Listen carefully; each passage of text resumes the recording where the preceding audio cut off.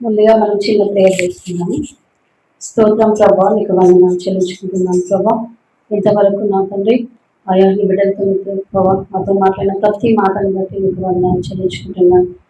అయ్యా, ఏ యోగ్యత లేని నన్ను ప్రభా, ఏ ఆరో మాటగా తండ్రి చెప్పకు నాయన నాకు ఇచ్చిన మంచి తరుణాన్ని బట్టి నీకు వందనాలు ప్రభా. తండ్రి నా నోటిని ప్రభా నీ గూడగా వాడుకొని ప్రభా ఏది మాట్లాడి తండ్రి జ్ఞానాన్ని దయచేయమని వేడుకుంటూ ఈ చిన్న ప్రార్థన నా జడేసేనకు సమర్పించి వేడుకుంటున్నాను తండ్రి. ఆమేన్. హల్లెలూయా. ఇంతవరకు మనము 5 వర్డ్స్ కంప్లీట్ చేసాం కదా. ఇప్పుడు 6వ మాట నేను చెప్పబోతున్నాను. 6వ మాట ఏంటండి? సమాప్తమైనది. It is finished. యాక్చువల్గా 5 ఇందులో ఉన్న 7 వర్డ్స్ లో దేవుడు మనుషులతో మాట్లాడినవి కొన్ని ఉన్నాయి. తండ్రి యేసుతో మాట్లాడిన కొన్ని వర్డ్స్ ఉన్నాయి. తండ్రితో మాట్లాడినవి ఏంటివి? తండ్రి మీరు ఏం చేయించున్నారో మీరు ఏదో కనుక వీరిని క్షమించుము. సెకండ్, నా దేవా నన్నేలా చేయి విడిచితివి. థర్డ్ వన్, అమ్మ ఇదిగో నీ కుమారుడు, ఇదిగో నీ తల్లియు. 4వ మాట, నన్నేలా చేయి విడితివి. అండ్ లాస్ట్ది ఇట్ ఈస్ ఫినిష్డ్. అండ్ ఇంకొక మాట ఉంటుంది తండ్రితో చెప్పింది ఏంటి? లాస్ట్ వర్డ్, నా ఆత్మను నీ చేతికి అప్పగించుచున్నాను అని చెప్పి దేవుడు తండ్రి అయిన యేసుతోని మాట్లాడుచున్నట్లు మనం చూస్తున్నాం. యాక్చువల్ ఇక్కడ 6th వర్డ్ యోహాను సువార్త 19వ అధ్యాయము 30వ వచనం చదవండి ఒకసారి.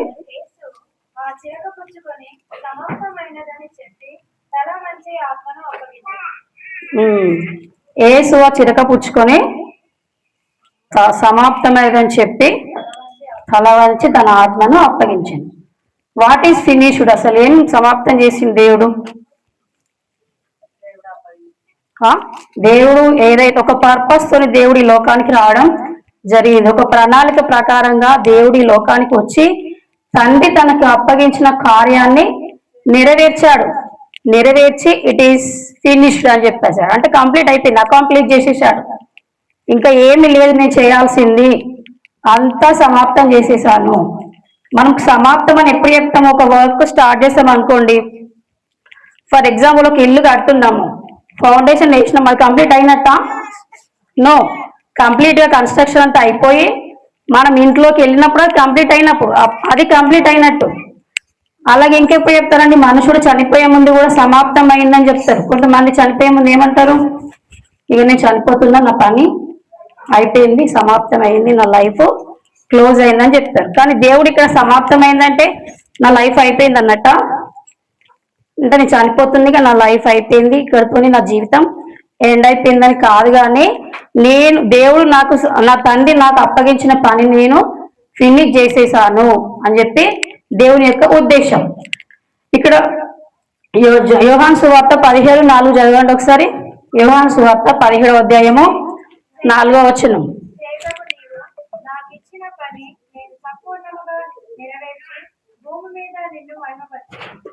చేయుటకు నీవు నాకు ఇచ్చిన పని, నీవు నాకు ఇచ్చిన పని.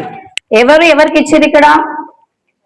తండ్రి కుమారునికి ఇచ్చిన పని, యెహోవా యేసయ్యకి సమర్పించిన పని కంప్లీట్ చేసేసాను, కంప్లీట్ గా నెరవేర్చి తిని.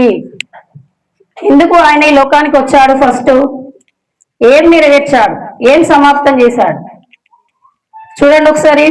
లూకా సువార్త 4వ అధ్యాయము 16వ వచనంలో ఉంటుంది దేవుడి లోకానికి వచ్చి ఏం సమాప్తం చేశాడు అనేది. యోహాను సువార్త 4:16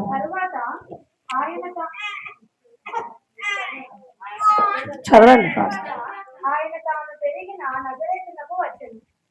తన వాడుక చొప్పున విషాద దినమున సమాజ మందిరములోనికి వెళ్లి చదువుటకై నిల్చుండగా ప్రవక్త అయిన యెషయా గ్రంథము ఆయన చేతికి ఇయ్యబడింది. ఆయన గ్రంథము విప్పగా, ప్రభువు ఆత్మ నా మీద ఉన్నది, బీదలకు సువార్త ప్రకటించుటకై ఆయన నన్ను అభిషేకించెను. చెరలోనున్న వారిని విడుదలను, గుడ్డి వారికి చూపును ప్రకటించుటకును, కలిగిన వారిని విడిపించుటకును ప్రభువు హితవత్సరము ప్రకటించుటకు ఆయన నన్ను పంపి ఉన్నాను. Okay, thank you. ఇక్కడ ఆయన యెషయా గ్రంథం విప్పగానే అందులో కొన్ని వర్డ్స్ ఉంటాయి అన్నమాట. ఏమని, ఆయన ఎందుకు ఈ లోకానికి వచ్చాడంట? గ్రుడ్డి వారి కోసము, పాపుల కోసము, చెరలో ఉన్న వారిని విడిపించడం కోసము, ఇంకా నలిగిన వారిని విడిపించడం కోసం, వీళ్ళందరినీ రక్షించడం కోసం ఆయన ఈ లోకానికి వచ్చి ఉన్నాడు. నెక్స్ట్ ఇంకొకటి రోమన్స్ 10వ అధ్యాయము 4వ వచనం. రోమన్ 10:4లో ఓకే చలండి. విశ్వసించు ప్రతి వానికి నీతి కలుగుటకై క్రీస్తు ధర్మశాస్త్రములకు సమీపమై ఉన్నాడు. ధర్మశాస్త్రానికి ఆయన సమాప్తి అయి ఉన్నాడు. అంటే ఏమన్నట్టు, ధర్మశాస్త్రం ఏం చెప్తుంది? యాక్చువల్గా ధర్మశాస్త్రము నేరాలని చూపిస్తుంది. అంటే ఒకప్పుడు ఒక తప్పు చేస్తే దానికి ఒక నేరం చేసినప్పుడు దానికి ఒక పనిష్మెంట్ అనేది ఉండేదన్నమాట. ఆ పనిష్మెంట్ అనేది మనకు లేకుండా దేవుడు సమాప్తి చేసి ఉన్నాడు. సిలువలో ఆయన మరణించి మన కోసం ప్రతి ఒక్క పాపాన్ని, శాపాన్ని సమాప్తం చేసేసాడు. ఎస్ఆర్నో వింటున్నారా? సమాప్తం చేసేది. మనం ఇప్పుడు ఎలా ఉండాలి? మరి దేవుడు అన్ని సమాప్తం చేసిండు కాబట్టి మనం బలహీనంగా ఉండొద్దు. ఎప్పుడైనా మనం బలవంతులమని చెప్పుకోవాలి. ఎందుకంటే మన పాపాలన్నీ ఆయన క్షమించేశాడు, సమాప్తి చేసినాడు. ఆల్రెడీ సిల్వలో ఆయన మనం చేయవలసిన శిక్షకి ఆయన భరించుండు, మన శిక్షను ఆయన భరించుడు, మన పాపాలను ఆయన భరించుడు. కాబట్టి మనం ఎప్పుడు, కొంతమంది చెప్తా ఉంటారు నేను ఇంకా బలహీనుడను అని. ఆల్రెడీ దేవుడు మన బలహీనతలన్నీ సిలువలో సమాప్తి చేసేసాడు. కాబట్టి మనం బలవంతులం. సాతాన్ యొక్క కార్యాన్ని ఆయన సాతాన్ యొక్క అధికారాన్ని కంప్లీట్ గా ఫినిష్ చేసేసాడు, సమాప్తి చేసేసాడు. మనం ఇప్పుడు దేనికి భయపడాల్సిన అవసరం లేదు. ఆయన తన జీవితాన్ని మన కోసం త్యాగం చేసి మనకు ఒక బంగారు లాంటి లైఫ్ ని మనకిచ్చాడు. ఎస్ఆర్నో స్కూల్లో ఒక టీచర్ అంటదంట ఒక పాపని, ఆ పాప ఎలా ఉంటదంటే ఒక గోల్డ్ చైన్ క్రాస్ వేసుకొని ఉంటది అనమాట, సిల్వ గుర్తు వేసుకొని ఉంటది. అప్పుడు టీచర్ అంటదంట, ఏంటి పాప నువ్వు ఇంత బంగారు లాంటి చైన్ వేసుకున్నావు కదా, నీ యేసయ్య ఇలాంటి చైన్ వేసుకోలేదే, ఆయన చాలా రఫ్ లాంటి సిల్వ వేసుకున్నాడు, చాలా ఘోరమైన సిల్వ, ముళ్ళతో ఉన్న సిల్వను వేసుకున్నాడు, నువ్వైతే ఇంత బంగారు సిల్వ వేసుకొని హ్యాపీగా ఉన్నావు కదా, అసలు నీకు ఇది యోగ్యత లేదు వేసుకోవడానికి అని చెప్పి పాపని టీచర్ అడుగుతుందంట. అప్పుడు ఆ పాప ఏం చెప్తుంది, అవును నా తండ్రి నా కోసము ఆ ఘోరమైన సిల్వను, ఆ రఫ్ సిల్వను భరించి నాకు ఈ అందమైన జీవితాన్ని ఇచ్చాడు. ఇప్పుడు నేను ఇలా ఉండడానికి ఎవరు కారణం?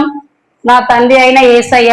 ఆయన భరించిండు కాబట్టి నేను ఇప్పుడు ఇలా హ్యాపీగా అందమైన జీవితాన్ని గడుపుచున్నానని చెప్పి పాప ఆన్సర్ ఇస్తుంది అనమాట. చూడండి, ఎంత చిన్న పాప అయినా కూడా ఎంత బాగా ఎక్స్ప్లెయిన్ చేస్తారు టీచర్కి. అంటే ప్రతి ఒక్కరు ఏదో ఒక పనిని స్టార్ట్ చేస్తారు. అందుకే ప్రసంగి 7:8 ఉంటదండి, కార్యారంభం కంటే కార్యాంతము మేలు. వర్క్ ఎవరైనా స్టార్ట్ చేస్తారు, కానీ అది ఎండ్ చేయడం అనేది important. Yes sir no, end చేయడం చాలా ఇంపార్టెంట్. ఇక్కడ చాలా మంది స్టార్ట్ చేస్తారు బట్ ఎండింగ్ వరకు వెళ్ళరు. ఇప్పుడు ఒక హౌస్ ఉందండి, స్టార్ట్ చేసి వదిలేస్తారు. ఎందుకు? డబ్బులు లేకనో, సమ్ ప్రాబ్లమ్స్, ల్యాండ్ ఇష్యూస్ వల్ల వదిలేస్తారు. అది ఎప్పుడు కంప్లీట్ అవుతుంది? మనం కార్యం స్టార్ట్ చేస్తాం కానీ అంతం అనేది వచ్చేదాకా వెయిట్ చేయలేం. Yes or no? ప్రతి ఒక్క మనిషిని కూడా దేవుడు ఏదో ఒక పనిని అప్పగిస్తాడు. దేవుడు మనకి ఇచ్చిన పనిని సమాప్తం చేయాలి. దేవుడు ఎలా చేశాడు మన కోసము, అలాగే మనం కూడా ప్రతి ఒక్కరు ఏదో ఒట్టిగా పుట్టారండి, ఏదో ఒక రీజన్ తో దేవుడు మనకి జన్మని అనుగ్రహిస్తాడంట. ఏదో ఒక కారణం ఉంటుంది, ప్రతి ఒక్కరు పుట్టడానికి ఏదో ఒక రీజన్ ఉంది. యేసయ్య పుట్టడానికి రీజన్ ఏంటి? ఇక్కడ మన కోసమే. దేవుడు చేసిన త్యాగం ఎవరి కోసం? మన కోసమే.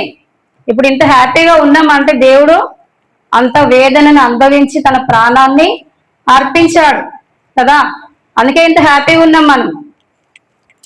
నెక్స్ట్ ఇంకొకటి చూడండి, లూకా 19:10 చదవండి ఒకసారి. లూకా సువార్త 19వ అధ్యాయము 10వ వచనం. దేనికోసం వచ్చిందంటే ఇంకా ఆయన నశించిన దానిని వెతికి రక్షించుటకు మనుష్య కుమారుడు వచ్చనని అతనితో చెప్పారు. దేనికోసం వచ్చాడంట? నశించిన దానిని వెదకి రక్షించుటకు. ఏం నశించిపోయింది లోకంలో? ఆత్మలు, నశించిపోయిన ఆత్మలు, రక్షణ లేక ఎవరైతే ఉంటున్నారో అలాంటి వాళ్ళ కోసం దేవుడు ఈ లోకానికి వచ్చాడు. వచ్చి వెదకి మరి రక్షించాడు. అందరిని రక్షించిండ? మరి లోకంలో అందరూ క్రిస్టియన్స్ గా ఉన్నారా? నో. ఎందుకు మరి అందరు క్రిస్టియన్ లేరు? దేవుడు వెదకి, మనల్ని వెదకి మనకి రక్షణ అనేది అనుగ్రహించిండు. అంటే మనం ఏదో గొప్ప వాళ్ళమని కాదు, కానీ దేవుడు మనల్ని వెదకి రక్షించి మనకు ఆయన యొక్క రక్షణని అనుగ్రహించాడు కదా. ఇంకా ఇంకా దేనికి వచ్చాడండి? ఇంకా ఈ లోకానికి ఎందుకు వచ్చిండు? It's purpose. ఒకటి పాపుల కోసం వచ్చిండు, నెక్స్ట్ ధర్మశాస్త్రాన్ని సమాప్తి చేశాడు, నెక్స్ట్ థర్డ్ నశించిన దాన్ని వెతికి రక్షించుట కోసం ఆయన లోకానికి వచ్చిండు. నెక్స్ట్ ఇంకా తిమోతి 4:7 ఉంటది. ఇప్పుడు చదవండి. 2 తిమోతి 4వ అధ్యాయం 7వ వచనంలో ఆయన ఏమంటున్నాడు చూడండి. మంచి పోరాటము పోరాడితిని, నా పరుగు కడముట్టించితిని, విశ్వాసము కాపాడుకొంటిని. మంచి పోరాటము పోరాడి తిని, నా పరువు కడముట్టించి తిని, విశ్వాసము కాపాడుకుంటుంది. ఆయన మంచి పోరాటం చేశాడా లేదా? మంచి పోరాటం చేసి ఆయన యొక్క పరుగు ఏంటో ఆయన కడముట్టించినట్టు ఫినిష్ చేసేసాడు. దేవుడు తనకిచ్చిన ప్రతి పనిని ఆయన ఎందు నిమిత్తం ఈ లోకానికి పంపించాడో ప్రతిదీ కంప్లీట్ చేసేసి ఒక విజయోత్సవమైన కేక, ఇట్ ఈస్ ఫినిష్డ్ అంటే అది అంతేదో బాధతో చెప్పలేదండి. It is the cry of victory. అంటే ఒక విజయోత్సవమైన కేకతో ఆయన నేను సమాప్తం చేశాను, ఒక హ్యాపీనెస్ తో అని పలుకుతాడు. చూడండి, ఎవరైనా గేమ్ లో పార్టిసిపేట్ చేశారు అనుకోండి, రన్నింగ్ గేమ్ లో వాళ్ళు ఒకవేళ 2 కిలోమీటర్స్ డిస్టెన్స్ లో పెట్టారు అనుకోండి, చాలా కష్టపడి విన్ అవుతారు. విన్ అయిన తర్వాత వాళ్ళ హ్యాపీనెస్ ఎలా ఉంటది? చాలా హ్యాపీగా అరుస్తారు కదా, వా ఐఎమ్ విన్నర్ అని చెప్పేసి గట్టిగా అరుస్తారు. అంటే నేను గెలిచాను.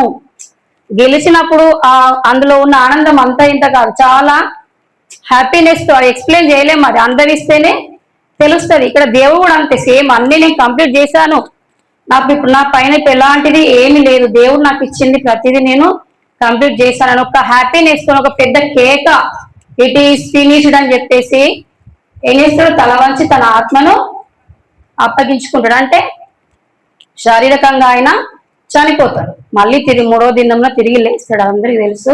కానీ దేవుడు ఇక్కడ ప్రతిదీ తండ్రి ఏది తనకు అనుగ్రహించిండో ప్రతిదీ కంప్లీట్ గా ఫినిష్ చేశాడు. కాబట్టి మరి మనకు దేవుడు ఏం అనుగ్రహించాడు, ఎలాంటి తలంతులు మనలో ఉన్నాయి అనేది మనం చూసుకొని వాటి ప్రకారంగా మనం కూడా వాటిని సమాప్తం చేయాలి. ఇప్పుడు దేవుడు పైకి వెళ్ళినప్పుడు అడుగుతాడు మనల్ని, మీరు ఏం సమాప్తం చేసిరు, నా గురించి మీరు సువార్త ప్రకటించిరా, లేకపోతే మీకు తలంతులన్నీ వినియోగించుకున్నారా అని ప్రతిదీ మనం అడిగినప్పుడు అక్కడ మనము ఆన్సర్ చేసే విధంగా ఉండాలి. చేయాలంటే మనము ప్రతిదీ దేవుణ్ణి పాటించాలి. దేవుడు చెప్పిన ప్రతి ఆజ్ఞలు కావచ్చు, సువార్త ప్రకటించడము, ఇంకా ఆయన ఏది చెప్తారు ప్రతిదీ మనము చేయాలి. అప్పుడే మనము మనకిచ్చిన పనిని మనం సమాప్తం చేయగలుగుతాం, లేకపోతే అది కంప్లీషన్ కాదు. Yes or no?